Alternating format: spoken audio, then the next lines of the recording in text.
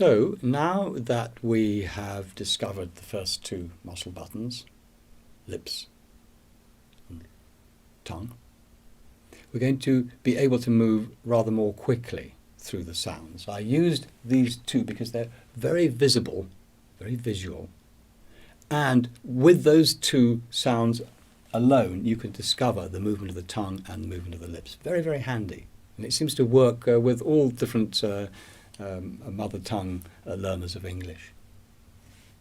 Now, you may remember that I've suggested that this diagram here is more or less, it's a diagram, but it's more or less what happens in the mouth. That is to say, this is the position of the tongue, forward and high, forward and middle, forward and low, and as the tongue moves back, so the vowels change.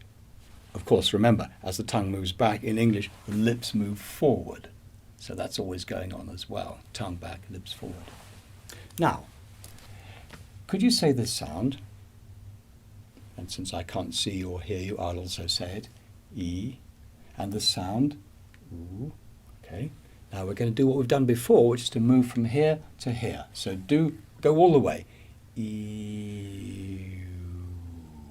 Okay. Now, this is going to be difficult for us to work here, just me and you on the video, but this works very well in the class, and you'll see why. I'm now going to do this again, so I ask you, please move along. I say, stop. And you're somewhere in between. I say, look at me. Look at me. Here's my mime. Here's my gesture. And you can see that, you may be able to see that the sound is approximately E. It's not as exact as the other more visible sounds, E.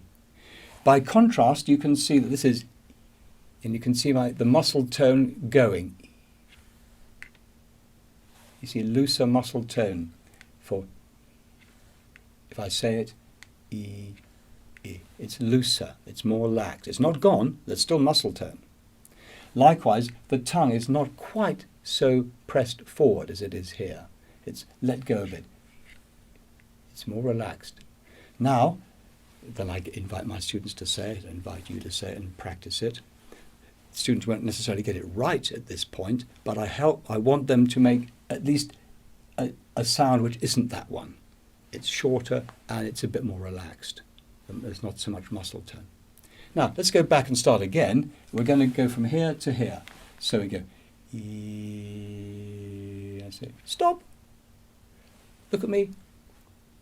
Here's my mime. Here's the gesture which helps. Like that. And most of them are saying something like, ooh, ooh, because they can see the mime. They can feel, from the gesture, they get something about the energization. And that's this one here. So then I point here, and they say E. I point here, E. I point here, ooh. I point here, ooh. Of course, there's some confusion as well, but that's more or less what's happening. And then I can mix them up, and I can point here.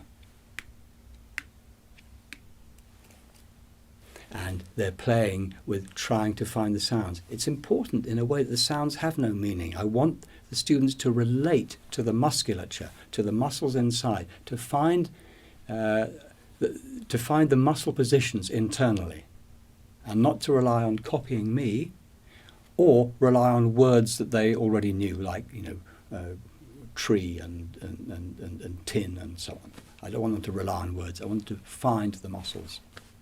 So what we've now done is to put into circulation those two by, so to speak, finding them between these two.